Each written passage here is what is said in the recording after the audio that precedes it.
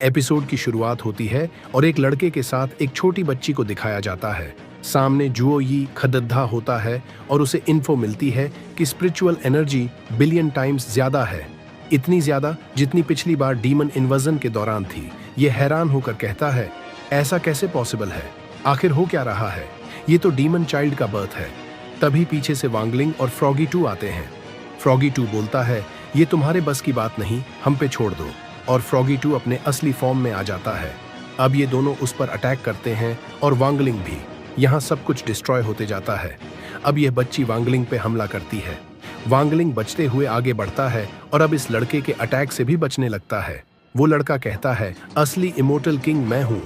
तभी बैकग्राउंड में वांगलिंग की मॉम कह रही होती हैं, लिंग, एक जेंटल ओल्डर ब्रदर की तरह रहना। इसके डैड काफी परेशान होते हैं। यहाँ वांगलिंग और यह बंदा दोनों अटैक करते हैं और सब कुछ तबाह होने लगता है। इसके डैड कहते हैं, सब कुछ खत्म हो गया। नेक्स्ट सीन में इसके डैड पूछते हैं, क्या हुआ? बच्ची कहती है, मैंने एक सपना देखा, लिंग उसके साथ लड़ रहा था। वांग के डैड कहते हैं, चिंता मत करो, सब ठीक होगा। यहाँ वांगलिंग सून रोंग को टेक्स्ट करता है कि मदद करने के लिए थैंक्स। नेक्स्ट सीन में वाटर कर्टन ग्रुप सेनेटोरियम दिखाया जाता है। यहाँ वांगलिंग की फैमिली होती है और एक बुढ़ा आदमी जो चीफ डिसाइपल ली मियोन है। यह मन में सोच रहा होता है, यह इसका पहला बच्चा नहीं है तो यह इतनी घबराई हुई क्यों है? तभी वांगलिंग के पास फ्रॉगी 2 आता है। वांग कहता है, मैं सीख रहा हूँ कि कैसे एक अच्छा बड़ा भाई बनते हैं। फ्रॉगी 2 कहता है, यह पहली बार है जब मैंने तुम्हें इतना सीरियस देखा है। तभी वहां इसके दोस्त आ जाते हैं। चैन चाओ वांगलिंग पे टूट पड़ता है और कहता है, तुम्हारी सिस्टर होने वाली है। लिन कहती है, ये इतना एक्साइटेड क्यों है और इसे कैसे पता कि लड़की ही होगी? गू हाओ बोलता है, गैस होगा इसका, वैसे भी उसे हमेशा से एक छोटी बहन चाहिए थी। तभी सुनरोंग चैन से कहती है, आज हमें कुछ काम है। वो बोलता है, हाँ, आज तो हम यहाँ से एक्ट की फील्ड ट्रेनिंग के लिए आए हैं। नेक्स्ट सीन में फ्रॉगी 2 पूछता है, इतने सारे बच्चे मेडिकल चेकअप से क्यों आ रहे हैं? सुनरोंग बताती है कि मेडिकल रिपोर्ट स्कूल एडमिशन्स के लिए जरूरी है, इसीलिए पेरेंटल चेकअप के अलावा काफी बच्चे भी यहाँ आते हैं। अब कुछ बच्चों को दिखाया जाता है। एक कहता है, इस साल का ग्रुप बहुत बेकार है। दूसरा कहता है, मिंग, तुम्हारे मुकाबले ये लोग कुछ भी नहीं है। तीसरा कहता है, आफ्टर ऑल तुम इतनी कम उम्र में क्यों रिफाइनिंग फेज के 7th लेवल पर पहुंच चुके हो? उसकी मॉम ये सुनकर काफी खुश होती है। अब मिंग मशीन में खड़ा होता है। मशीन बताती है, एज 8 इयर्स, हाइट 145 सेंटीमीटर और वेट 260 किलोग्राम। यह देखकर सब हैरान हो जाते हैं। फ्रॉगी 2 बोलता है, इस बच्चे की डेंसिटी तो रेगुलर कल्टीवेटर्स के मुकाबले बहुत ज्यादा है। इसकी मॉम हंसते हुए कहती हैं, मेरा बेटा मिंग डेफिनेटली हेवन लेवल स्टेट तक पहुंच जाएगा। तभी मिंग वांगलिंग को देखता है और उसे कुछ याद आता है। वो पास आकर बोलता है, हे, तुम तो वही हो ना जिसे मैंने हराया था? तुम इस उम्र में भी सिर्फ अर्थ लेवल तक पहुंच पाए हो। और फिर वो वहां से जाने लगता है। अब वांगलिंग की मॉम मशीन के पास जा रही होती है। चैन चाओ कहता है, आपको इसमें खड़े होने की जरूरत नहीं है, हम बस बेबी की कंडीशन चेक कर रहे हैं। सभी फ्यूचर चेकअप्स इस केबल के जरिए हो जाएंगे। अब ये लोग बच्चे की हार्ट बीट सुनते हैं। मशीन की रीडिंग देख के सब हैरान हो जाते हैं। बूढ़ा आदमी कहता है, मैंने कभी इतनी पावरफुल हार्ट बीट नहीं देखी। दूसरा कहता है, यह तो किसी गाने की तरह है। तभी मिंग पीछे मुड़ के देखता है और जोर से चिल्लाता है क्योंकि वहां सब डांस कर रहे होते हैं। मिंग गुस्से में होता है। सुनरोंग बोलती है, अब कुछ नहीं है क्या? वांग की मॉम रोते हुए बोलती हैं, ज्यादा एनर्जी होना हर बार सही नहीं होता। बंदे देख रहे होते हैं। बड़ा वाला कहता है, कैप्टन, ये बच्चा इतना भी बुरा नहीं। छोटा कहता है, और वो जो उस औरत के पेट में है वो भी बढ़िया है। दूसरा कहता है, लेकिन एक unborn child Lord spirit emperor के लिए यूजफुल नहीं है। छोटा कहता है, इसे रिकॉर्ड कर लेते हैं, एक दिन जरूर काम आएगा। हमारा बड़ा प्लान एक्सेप्शनल किड्स को ढूंढना है। मैं उसे पकड़ लूंगा, तुम बाहर से बैकअप देना। नेक्स्ट सीन में मिंग कह रहा होता है, मैं हार नहीं सकता, मैं एक सिटी हीरो बनूंगा, इमोर्टल मास्टर जो ई की तरह। ये देख के सब बहुत शॉक्ड होते हैं। सुनरोंग और वांगलिंग भी उसकी तारीफ करते हैं। तभी पीछे से वो बंदा आता है और मिंग को पकड़ने वाला होता है, लेकिन वांगलिंग उसे रोक लेता है। वो बंदा पूछता है, तुमने मुझे कैसे ढूंढा? वांगलिंग कहता है, तुम्हारी किलिंग इंस्टिंक्ट्स बहुत ही ऑब्वियस थीं। सुनरोंग कहती है, कैमरास ऑफ हो गए हैं। और तभी वांगलिंग उसे जमीन में धंसा देता है। अब वांगलिंग की मॉम के बेबी की स्पिरिचुअल एनर्जी चेक की जाती है और तभी वहां से तेज रोशनी निकलती है, जिसे देख के सब हैरान होते हैं। गु हाओ कहता है, यह बच्चा पैदा भी नहीं हुआ और इतनी स्पिरिचुअल एनर्जी एनर्जी और बढ़ने लगती है। सब डर जाते हैं और कांच भी टूट जाता है। तभी वांगलिंग अपनी पावर यूज करके सबकी मेमोरी इरेज कर देता है। सून रोंग कहती है, तुम मेरी मेमोरी इरेज करना भूल गए। वांगलिंग कहता है, हमने प्रॉमिस किया था, याद है ना? तभी सून रोंग देखती है कि वो बंदा भाग गया है। वांगलिंग कहता है, कोई नहीं, मैंने जानबूझ के उसे जाने दिया। वो अपनी तलवार झिंके को निकालता है और बोलता है, उनका ठिकाना ढूंढो और सबको मार गिराओ। दूसरी तरफ वो बंदा कह रहा होता है, मेरी चोट ठीक क्यों नहीं हो रही, जबकि मैंने एलेक्सर भी ले लिया है। फिर वो कहता है, अगर हमें वो बच्चा मिल जाए तो वो 10 मिलियन टैलेंटेड बच्चों के बराबर होगा। मुझे उस औरत को पकड़ना होगा। उसका साथी कहता है, क्या हमें लॉर्ड स्पिरिट एम्परर को रिपोर्ट करना चाहिए? वो उसे मारता है और बोलता है, हम इतनी रात तक क्यों जागते हैं और कल्टीवेशन की प्रैक्टिस क्यों करते हैं? दूसरा कहता है, लॉर्ड स्पिरिट एम्परर को अपना हार्ट ऑफर करने के लिए। वो कहता है, नहीं बेवकूफ, ये हमारी टीम की एनुअल केपीआई के लिए है। अगर बाकी टीम को पता चल गया तो वो हमारी अचीवमेंट चुरा लेंगे। हमें यह बात सबसे छुपानी होगी। नेक्स्ट सीन में वो अपने ठिकाने पर पहुंचते हैं।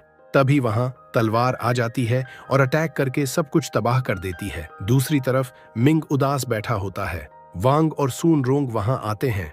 मिंग कहता है, तुम लोग मुझ पर हंसने आए हो ना? इक्विपमेंट टूट चुका है, मैं अपना रिजल्ट नहीं ले सकता। वांगलिंग कहता है, वो कल तक ठीक हो जाएगा। सून रोंग उसे जुओं का स्टैचू देती है और बोलती है, जो बनना चाहते हो वो बनो। वो स्टैचू लेता है और रोते हुए भागने लगता है। जाते जाते चिल्लाता है, किसी ने तुम्हारा ओपिनियन नहीं मांगा। फिर आगे जाके कहता है, बिग ब्रो एंड सिस, मैं अपना बेस्ट दूंगा। नेक्स्ट सीन में एक अजीब जगह दिखाई जाती है। एक मॉन्स्टर जैसी चीज कह रही होती है, कुछ अनएक्सपेक्टेड बदलाव हुए हैं लेकिन प्लान फिर भी ट्रैक पे है। एपिसोड शुरू होता है और यह बंदा कह रहा होता है, लॉर्ड स्वॉर्ड सेंट, मैंने सुना है कि आपकी स्पिरिचुअल एनर्जी उस दिन से बहुत बढ़ गई है जब आपने सिविल स्वॉर्ड गॉड से लड़ाई की थी। कांग्रेचुलेशंस, स्वॉर्ड सेंट शांत अंदाज में कहते हैं, बस किस्मत थी और कुछ नहीं। तभी दूसरा व्यक्ति पूछता है, लेकिन आप अब भी इतने बूढ़े क्यों दिखते हो? स्वॉर्ड सेंट जवाब देते हैं, एनर्जी बचा रहा हूं। ये आगे बढ़ ही रहे होते हैं कि अचानक कोई इन पर हमला करने की कोशिश करता है, लेकिन पीछे से एक रोबोट जैसी मशीन आता है और फौरन उसे रोक देता है। वह कहता है, शंघाई की फर्स्ट प्रिजन डिफेंस पहले से भी ज्यादा स्ट्रांग होती जा रही है। इसके बाद वो आगे बढ़कर बोलता है, लॉर्ड चेनाशान यहाँ पर लॉक्ड है। वह लॉक खोलता है और सामने देखता है कि चेन नानशान कुछ बड़बड़ा रहे हैं।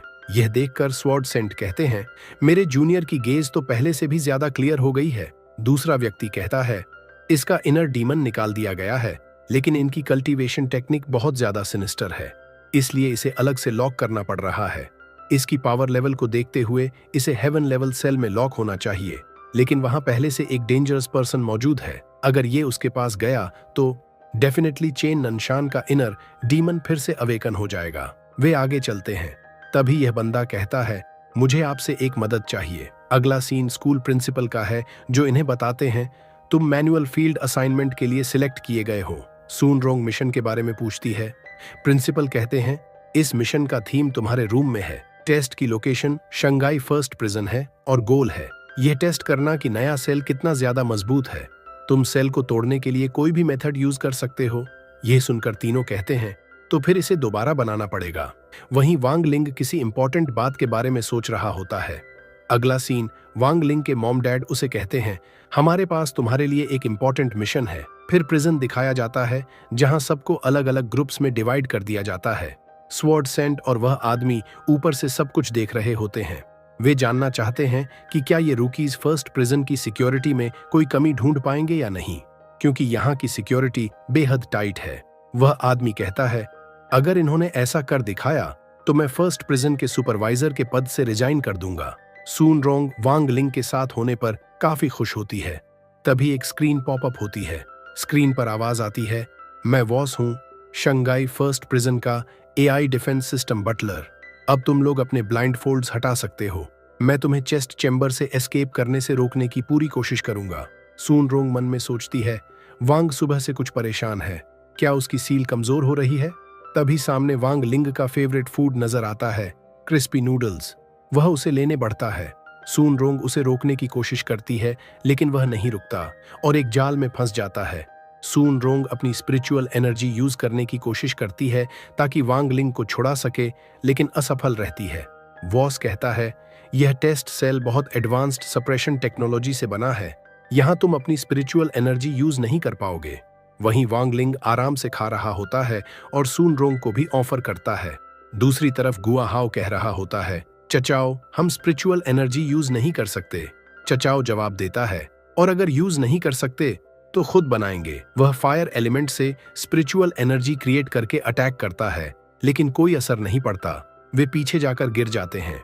वॉस उन्हें एक और मौका देता है और उनके सामने एक क्वेश्चन दिखाई देता है।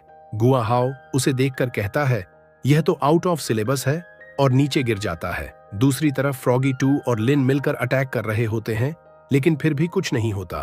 फ्रॉगी 2 कहता है, मेरे पास कैनन अटैक भी है। वह ऊपर चढ़ता है और अटैक करने वाला ही होता है कि तभी लिन उसे नीचे पटक देती है और कहती है, यू फॉरवर्ड। उसी समय अलार्म बजने लगता है और अनाउंसमेंट होती है, अर्थ लेवल सेल में प्रिजन ब्रेक हो रहा है। सून रोंग घबराकर पूछती है, वांग क्या हो रहा है? तभी वांग लिंग पूरे प्रिजन को उठाकर ऊपर फेंक देता है। यह देखकर वॉस चौंक जाता है, यह कैसे संभव है? वे आगे बढ़ते हैं। सून रोंग क्वेश्चन देखकर कहती है, यह डिफिकल्ट है, लेकिन मैं इसे सॉल्व कर सकती हूँ, मुझे बस 10 मिनट दो। लेकिन वांग लिंग अपनी उंगली रखता है और उसे भी तोड़ देता है। सून रोंग कहती है, यह एआई अभी भी रिकॉर्ड कर रहा है। वांग लिंग जवाब देता है, तो फिर इसे भी मिटा देते हैं। सून रोंग कहती है, यह बहुत एक्सपेंसिव है, क्यों ना मैं इससे बात करूं? वह आगे जाकर कहती है, क्या तुम प्रिटेंड कर सकते हो कि तुमने कुछ भी नहीं देखा? और डर के मारे एआई अपनी सारी मेमोरी डिलीट कर देता है। वे बाहर निकलते हैं और वही रोबोट फिर सामने आ जाता है। वह वांग लिंग को स्कैन करता है और कहता है, तुम वीकनेस से भरे हुए हो। वह वांग लिंग पर पंच मारता है, लेकिन वांग लिंग पर कोई असर नहीं होता। सिस्टम के अंदर एरर आने लगता है, उसका सिर घूमने लगता है। तभी वांग लिंग उसे किक मारकर दूर फेंक देता है। उधर चेन नानशान कह रहा होता है, यह वही स्पिरिचुअल एनर्जी है, यह वही होगा, और वह डर के कारण गेट बंद कर देता है। दूसरी तरफ बाकी सब भी वांग लिंग के पास पहुंच जाते हैं। सून रोंग कहती है, अब जब सब आ गए हैं तो चलो बाहर निकलते हैं। वह गेट खोलती है। वांग लिंग उसे देखकर कहता है, बहुत वार्म है। और फिर एक पास्ट सीन दिखाया जाता है जहां उसकी मॉम कहती है, मैंने और तुम्हारे डैड ने बात की है और हम चाहते हैं कि ओल्डर ब्रदर होने के नाते तुम बेबी का नाम रखो। असल में वांग लिंग सुबह से इसी इंपॉर्टेंट बात को लेकर सोच रहा होता है।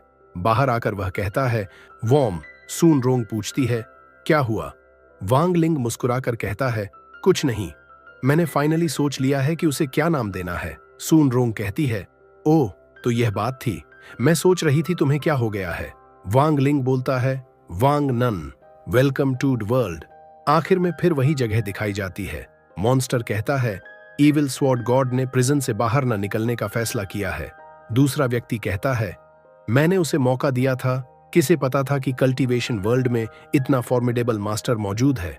क्या तुम पता लगा सके कि वह ऑरा किसका था? मॉन्स्टर जवाब देता है, सारे ट्रेसेस मिटा दिए गए हैं, लेकिन शायद वह 60वीं हाई से रिलेटेड है। वह आदमी कहता है, नाइट स्कल तक मैसेज पहुंचा दो।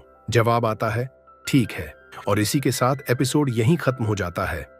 सो दोस्तों, आपको यह एपिसोड कैसा लगा नीचे कमेंट करके जरूर बताना। वीडियो को लाइक और ज्यादा से ज्यादा शेयर करना, और अगर आप चैनल पर नए हो तो सब्सक्राइब करना मत भूलना।